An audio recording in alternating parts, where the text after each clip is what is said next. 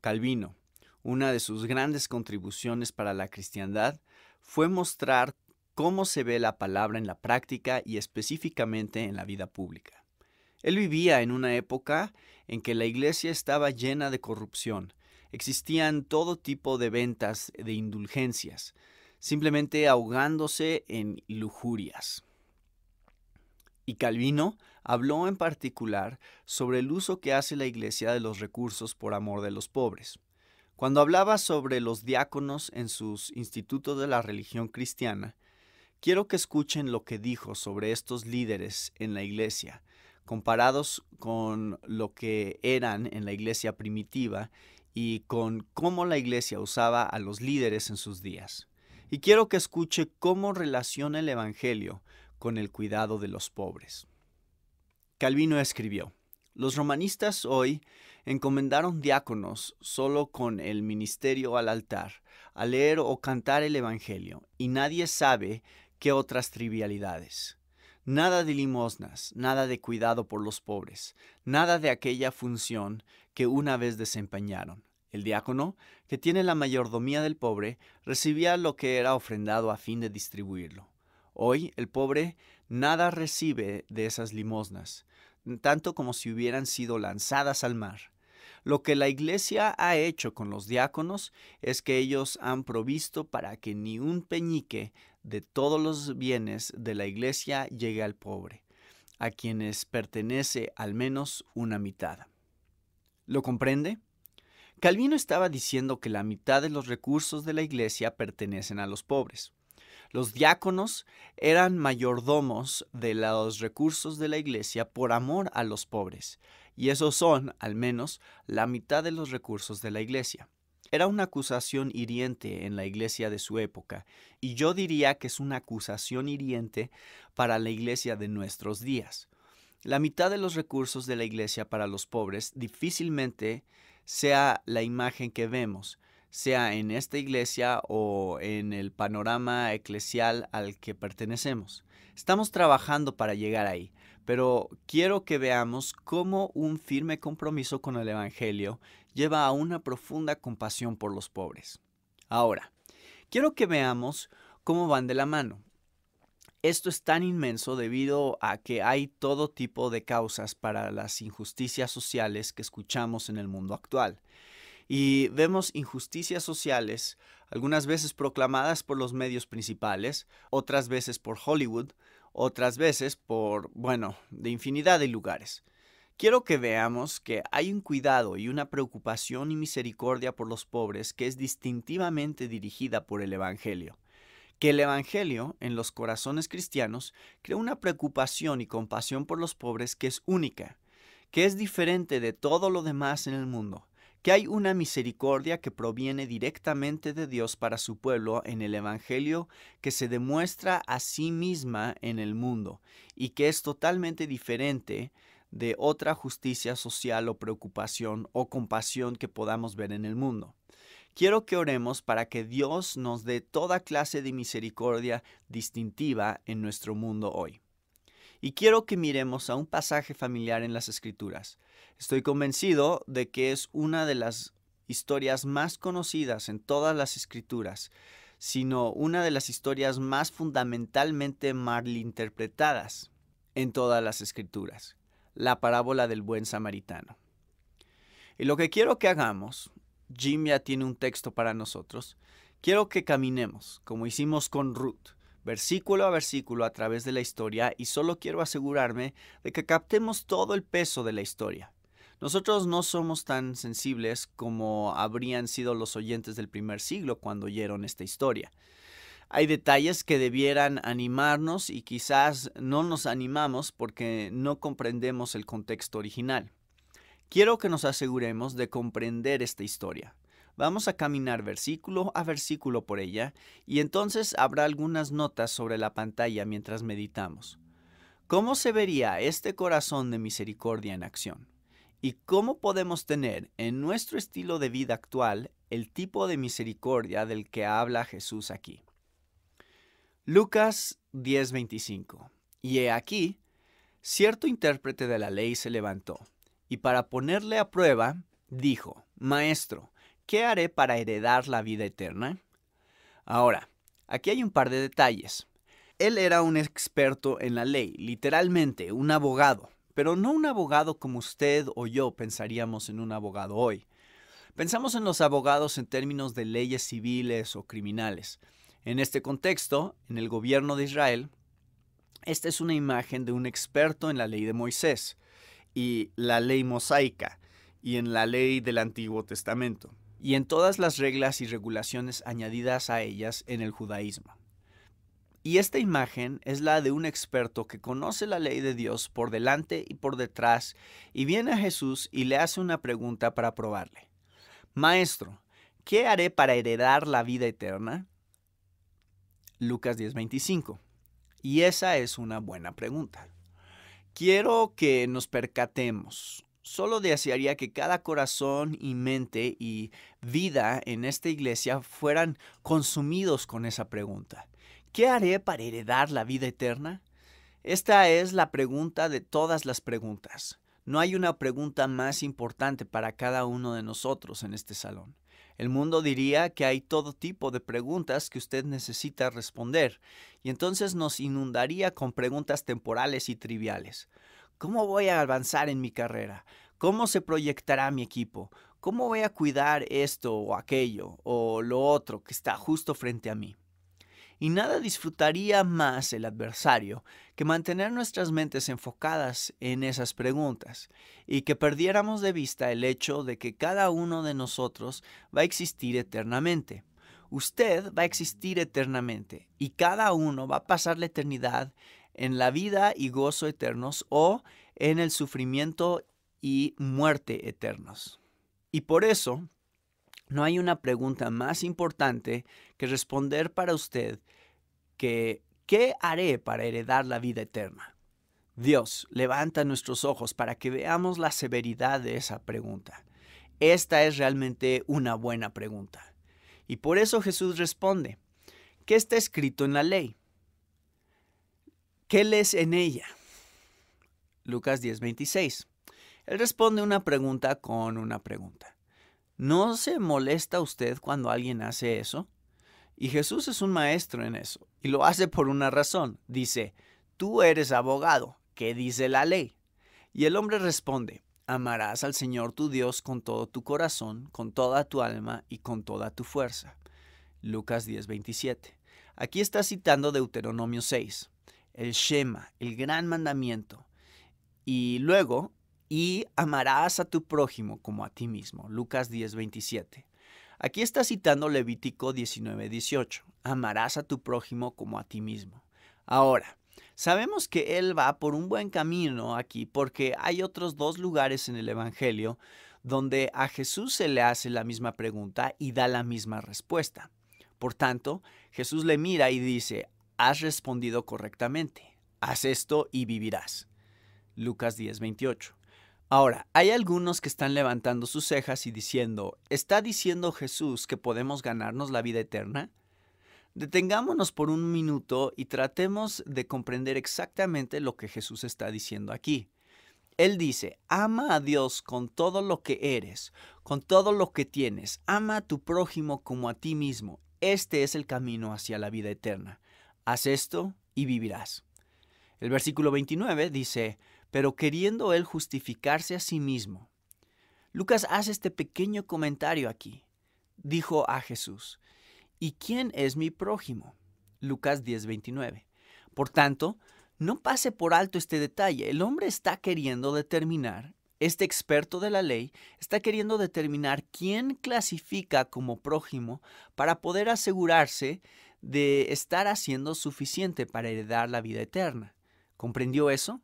Esta es la clave. El hombre está haciendo esta pregunta. Quiere que usted determine quién es clasificado como el prójimo que se supone que él debe amar, a fin de poder medir cuánto, de poder ver si está haciendo suficiente para heredar la vida eterna. Entonces, su pregunta nos lleva a esta historia, versículo 30. Cierto hombre bajaba de Jerusalén a Jericó y cayó en manos de salteadores, los cuales después de despojarlo y de darle golpes, se fueron, dejándolo medio muerto. Lucas 10:30.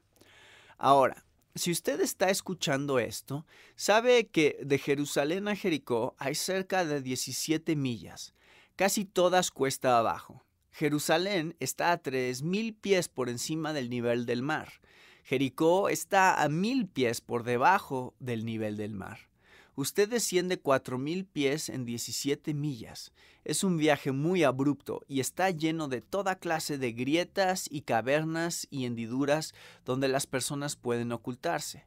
Era conocido como el Camino Sangriento porque era muy fácil que alguien se mantuviera oculto, como una banda de ladrones ocultándose en una cueva y cazando a los viajeros. Y eso es exactamente lo que ocurre. Él es atacado por una banda. Este hombre, presumiblemente un judío, camina descendiendo, cae en manos de asaltantes. Ellos le despojan de sus ropas, le golpean y le dejan medio muerto, literalmente pendiendo de su vida. Ahí está, sin ropas, sin posesiones, herido, golpeado y pendiente de su último aliento. Y entonces el versículo 31 dice: por casualidad, cierto sacerdote bajaba por aquel camino. Lucas 10:31.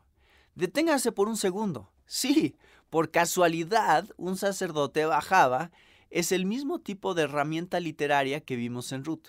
¿Recuerda cuando Ruth dio la casualidad que fue al campo y en eso llegó Boaz y vio a Ruth en ese momento?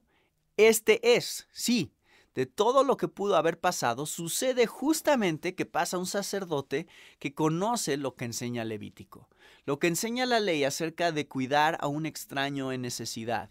Un sacerdote que sabe que Éxodo 23 habla incluso de que si un enemigo tiene un asno atascado en una zanja, él debiera ayudar al asno a salir, y mucho más si el enemigo también está en la zanja. Por tanto, este es un sacerdote que sabe, sí, que esta es la responsabilidad de la ley hacia las personas, cuidar al necesitado. Y entonces, ¡qué maravilla! Un sacerdote pasa por casualidad. Cuando lo vio, pasó por el otro lado del camino. Lucas 10:31. Literalmente caminó en sentido opuesto. La palabra es que le vio, regresó y dio la vuelta rodeándole. Bueno, esto es un poco sorprendente. El versículo 32 dice: del mismo modo también un levita. Un levita básicamente era un asistente para el sacerdote. El sacerdote tenía la responsabilidad de los principales deberes de sacrificio en el templo, y el levita debía cuidar, mantener el templo y realizar una variedad de otras labores. Y así, un levita, quien también sabe lo que el sacerdote sabe, cuando llegó al lugar y lo vio, pasó por el otro lado del camino. Lucas 10:32. Es la misma palabra, fue en sentido contrario. Y así hay un poco de tensión en la historia. El drama reclama respuesta a la pregunta: bien, ¿quién en el mundo cuidará a este hombre? Y aquí es donde Jesús va directo a la yugular y dice en el versículo 33, pero cierto samaritano. Y tan pronto como vemos la palabra llegar a escena, si estamos escuchando esto con la mentalidad judía del primer siglo, nuestra sangre inmediatamente comienza a hervir. Los samaritanos, los temidos mestizos, odiados por cientos de años, odiados por los judíos, eran una profunda división en todo sentido.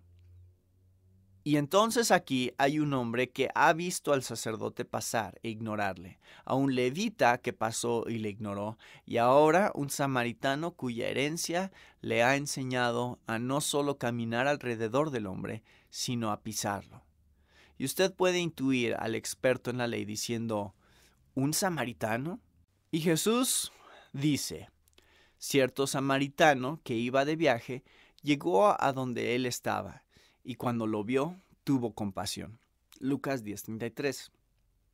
El mestizo, el odiado, se detiene cuando el sacerdote y el levita no lo hicieron. ¿Qué hizo? Acercándose, le vendó sus heridas, derramando aceite y vino sobre ellas. Lucas 10:34. Mientras se cuenta la historia, se abren nuevas heridas en la vida de este experto en la ley. No, ¿Un samaritano haciendo esto? Y, y poniéndolo sobre su propia cabalgadura, lo llevó a un mesón y lo cuidó. Lucas 10:34. El samaritano se detiene, dice Jesús, y va hacia él. Ve la gravedad de sus heridas, comienza a vendarlo. ¿Cómo? Al hombre le habían robado todo, incluyendo sus propias heridas.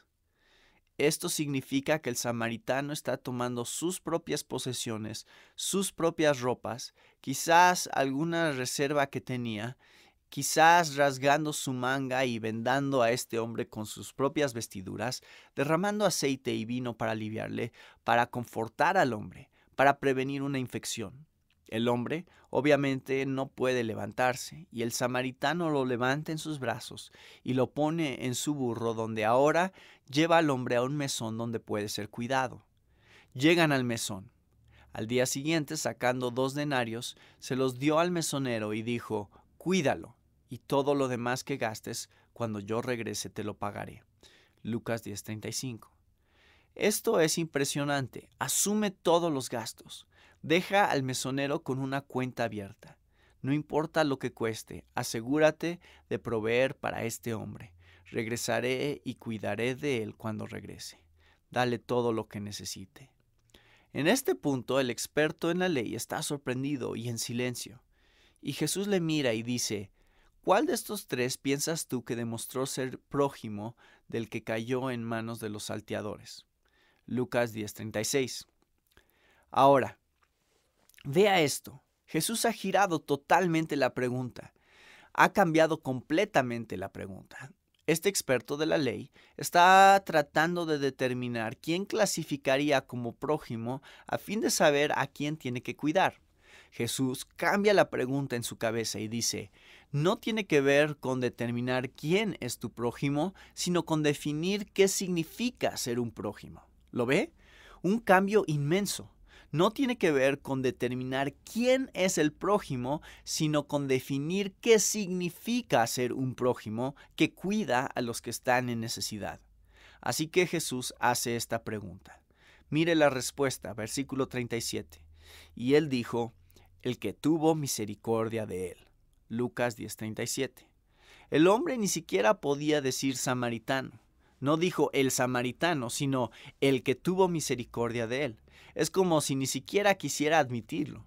Y Jesús dice: ve y haz tú lo mismo. Lucas 10:37.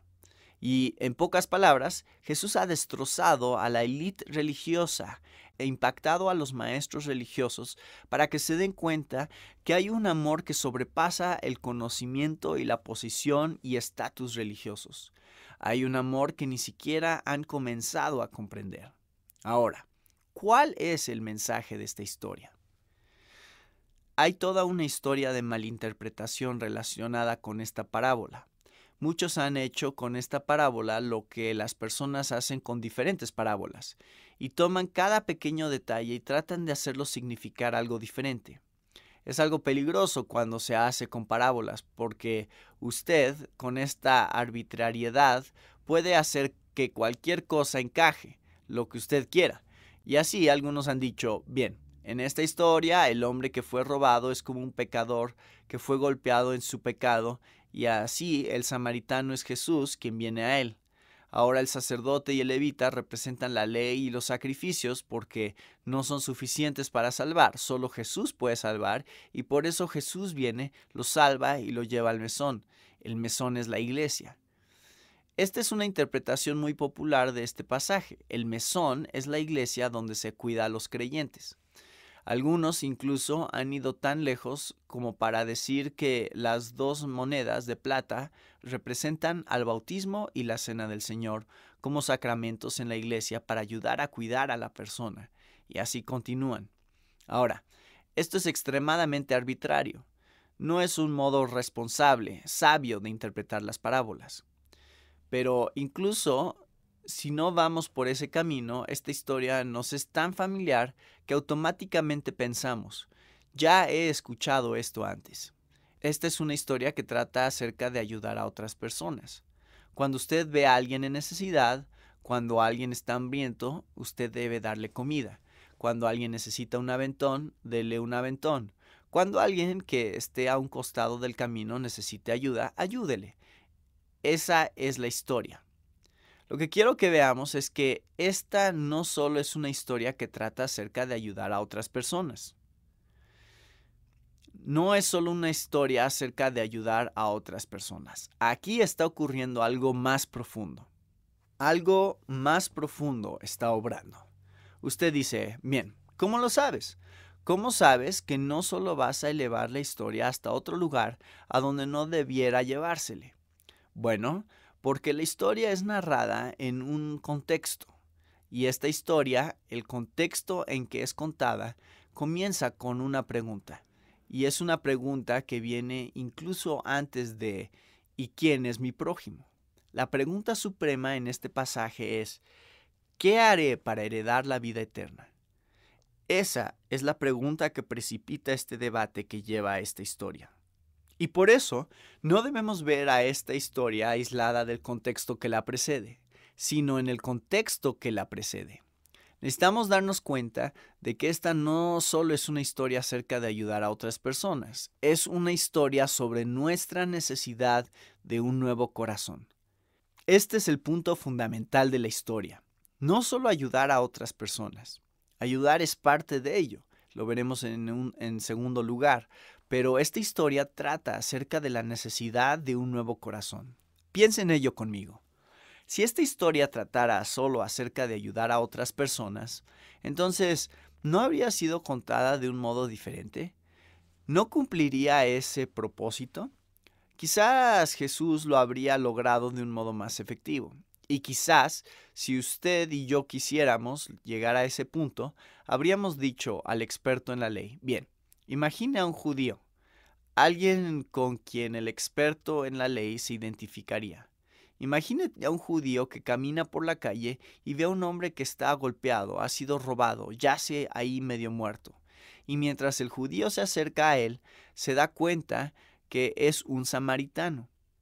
Y a pesar de que hay un prejuicio profundamente enraizado contra los samaritanos, el judío se detiene y le cuida y le lleva un mesón y provee para él.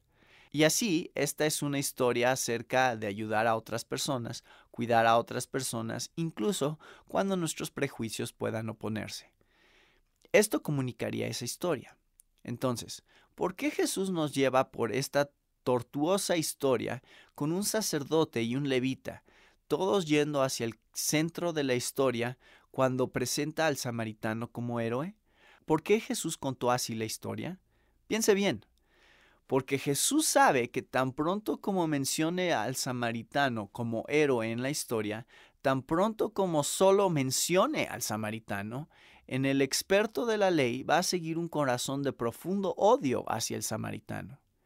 Y aquí Jesús está mostrando, exponiendo la falta de misericordia y falta de amor en el centro del corazón de este hombre. Una falta que necesita ser radicalmente transformada. Jesús está intencionalmente mostrando que al querer justificarse a sí mismo, este hombre y sus odios hacia los samaritanos están demostrando una total falta de amor y una total falta de misericordia. Esa es la esencia. El hombre necesita un nuevo corazón. Y si vamos a ser misericordiosos, esta es la clave.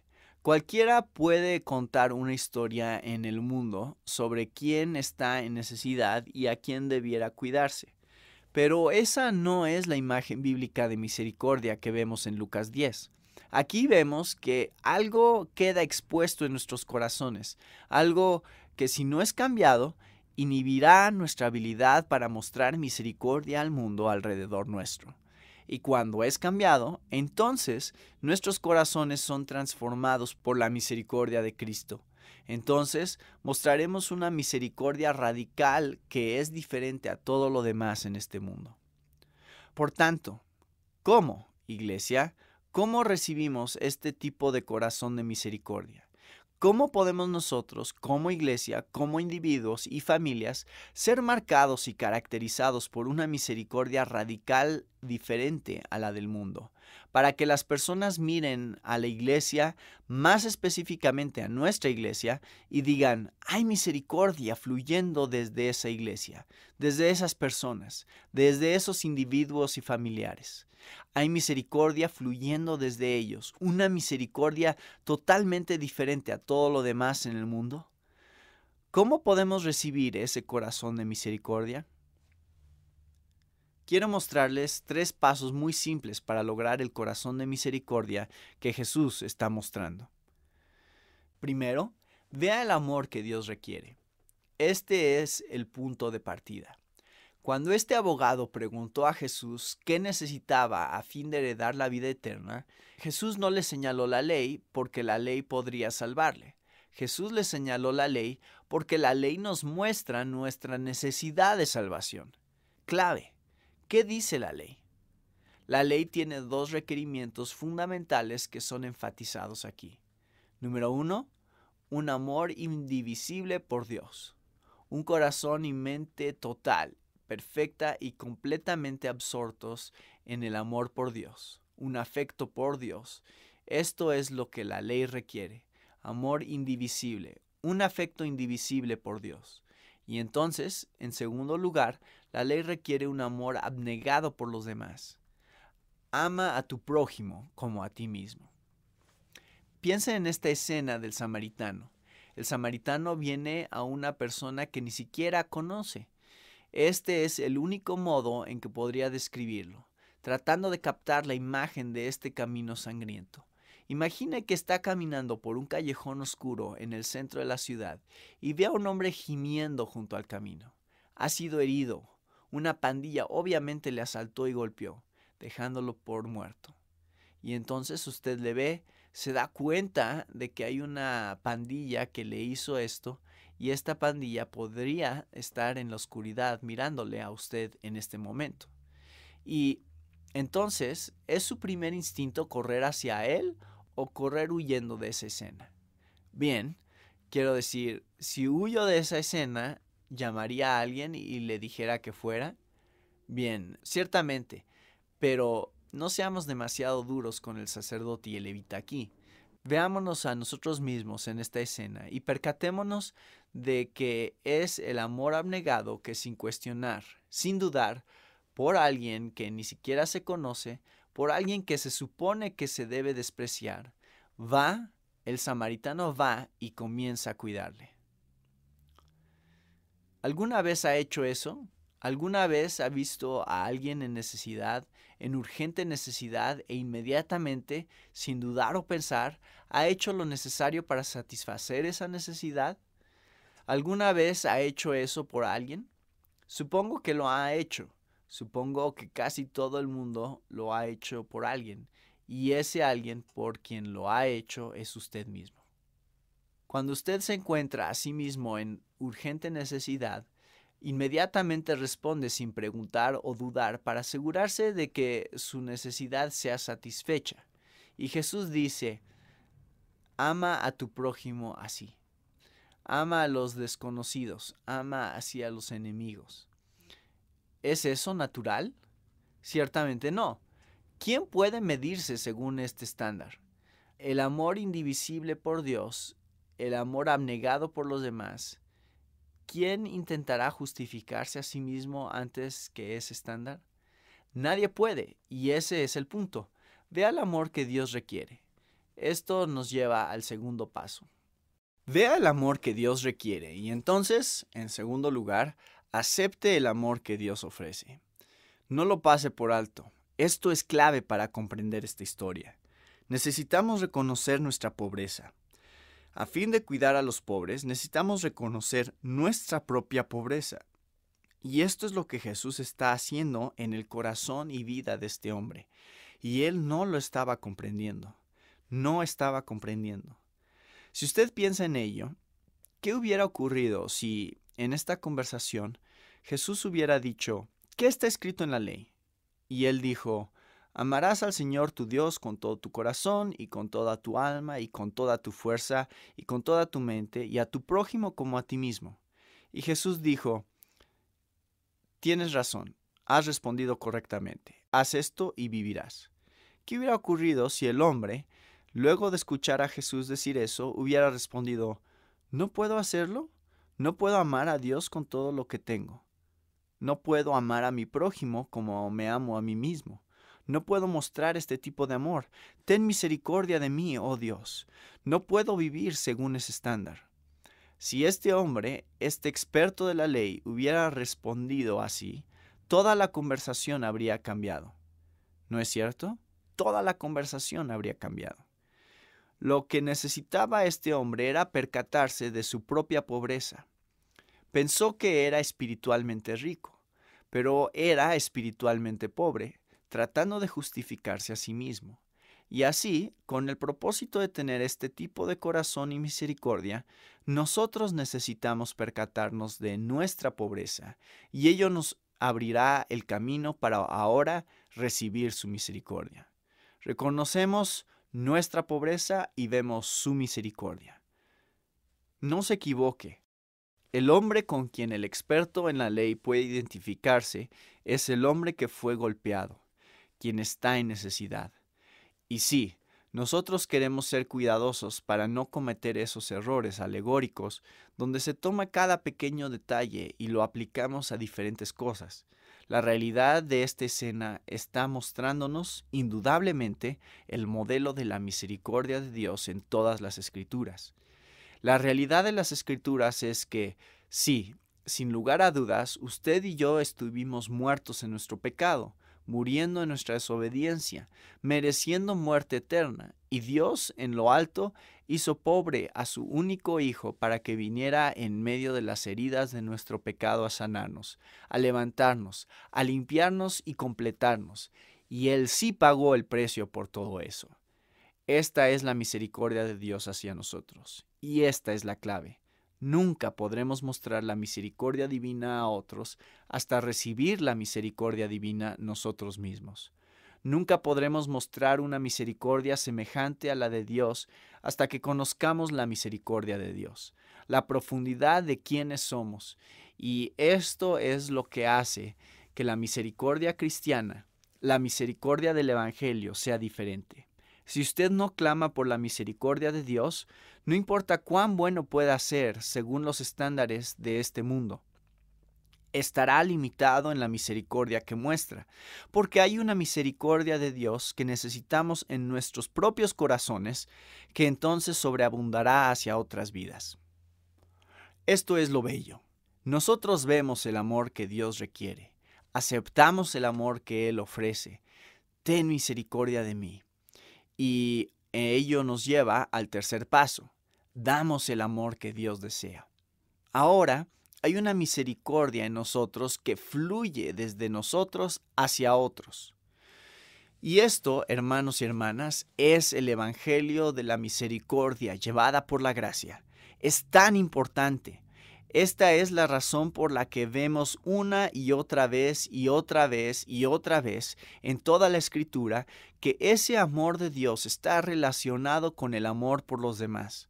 Porque cuando el amor por Dios es una realidad de nuestro corazón, entonces el amor por los demás fluye como un desbordamiento sobrenatural por lo que Dios ha hecho en nuestro corazón.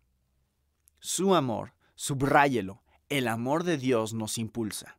Su corazón, su misericordia, su gracia en nosotros nos cambia y transforma el modo en que vemos a los demás. De modo que esto es esencial. Quiero decirlo nuevamente porque es algo que quiero que esté constantemente en nuestra mente. No es la culpa la que nos motiva a cuidar a los demás. Esta es una línea tan fina. Y quiero ser cuidadoso como pastor mientras hablamos de una preocupación radical por los pobres. Creo que es importante que enfrentemos las realidades en el mundo que nos rodea. Necesitamos ver la pobreza como lo que realmente es. Necesitamos ver nuestra riqueza como lo que realmente es. Pero si eso es todo, si solo nos detenemos ahí y decimos, tenemos que dar a los pobres porque tenemos tanto dinero, porque nos sentimos mal si no lo hacemos, entonces solo avanzaremos un poco y nos desgastaremos. Así que esto es lo que quiero que evitemos. No significa que no podamos abrir nuestros ojos a estas realidades. Necesitamos ver estas realidades.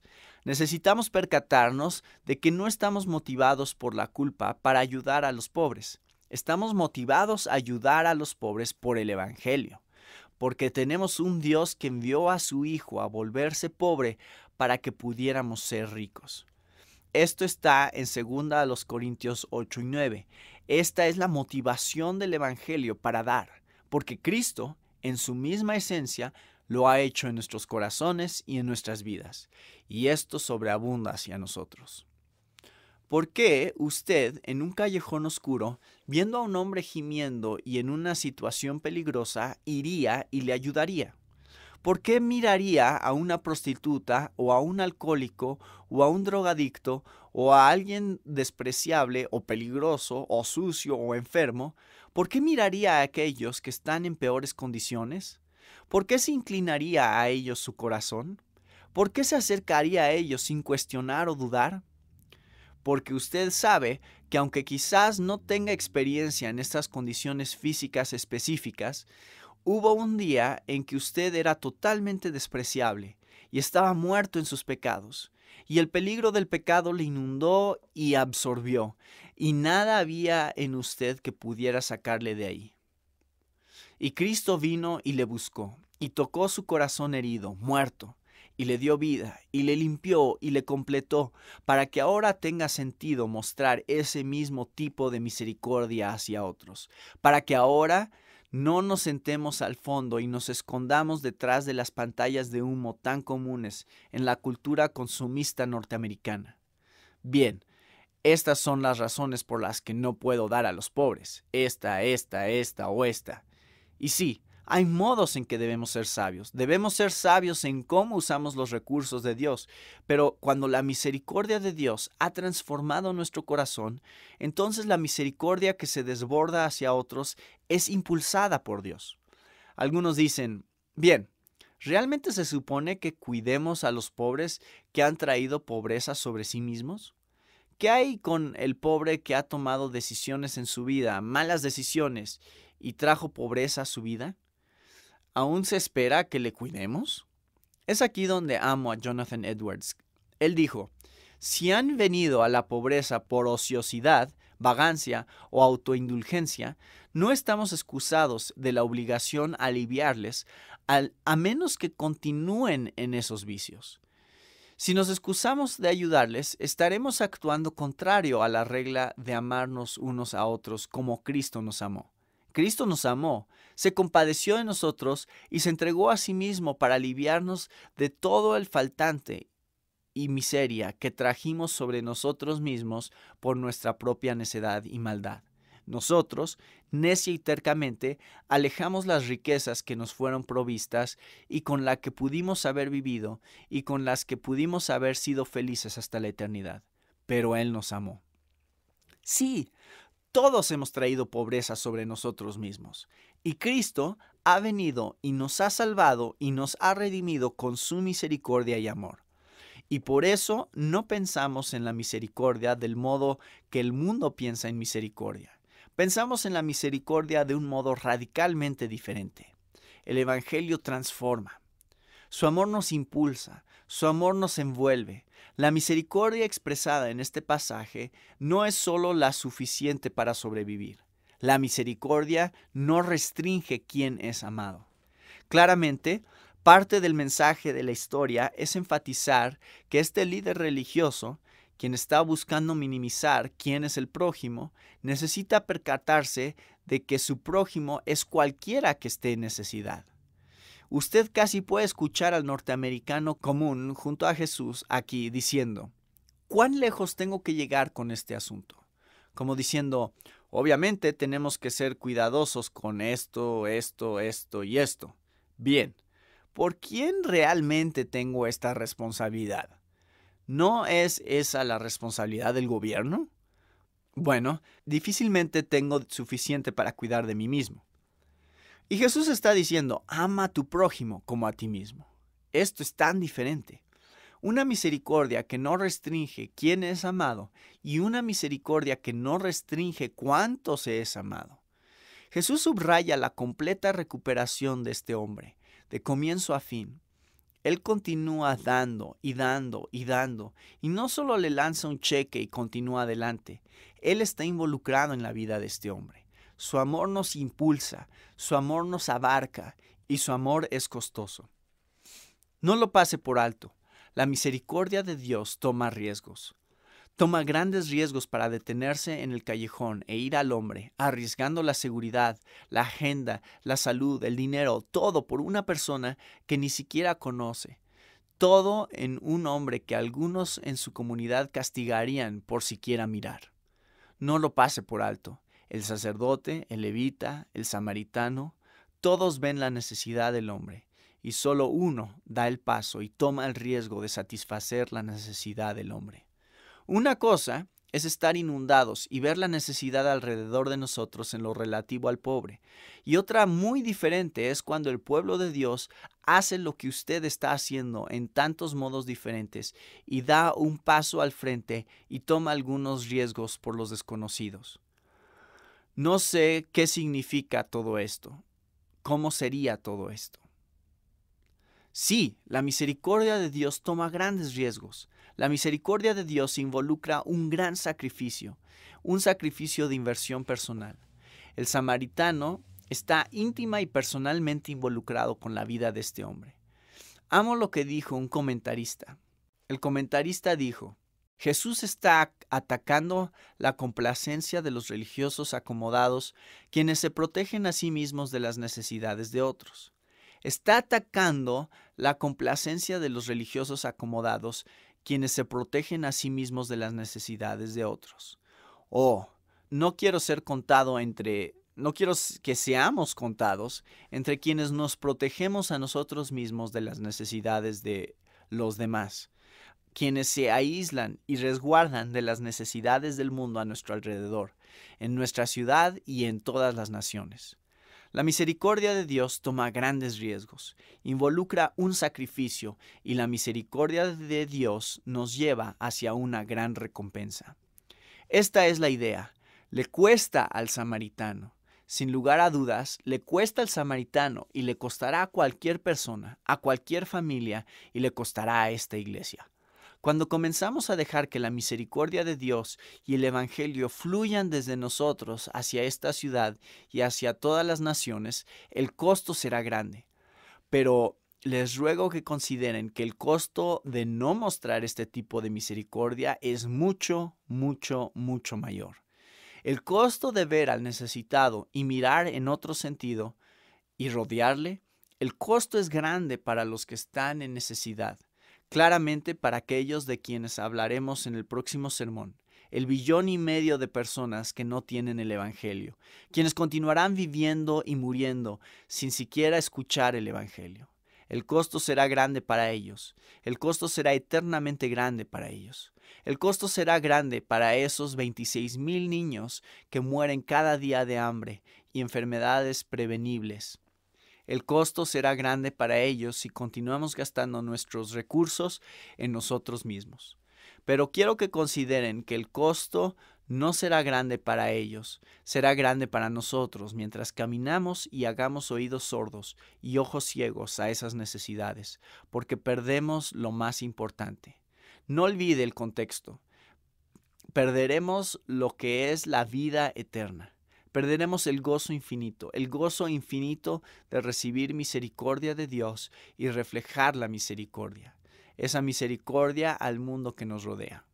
Perderemos de vista el gozo y satisfacción infinitos que provienen de un corazón que simplemente sobreabunda con misericordia. ¿Queremos ese tipo de corazón? Entonces veamos el amor que Él requiere. Nosotros no podemos fabricar el amor por Dios y por los demás, de modo que simplemente aceptamos el amor que Él ofrece. Clame, ruegue pidiendo misericordia sobre su propia alma, y entonces, con esa misericordia dentro, con una misericordia saturada del Evangelio, permita que fluya hacia otros alrededor nuestro. Dios, que nosotros, como individuos, familias y como iglesia, estemos marcados por una misericordia radical llevada por el Evangelio. Una misericordia por las necesidades en el mundo. Usted ha estado escuchando un mensaje por el Dr. David Platt. Para recursos adicionales,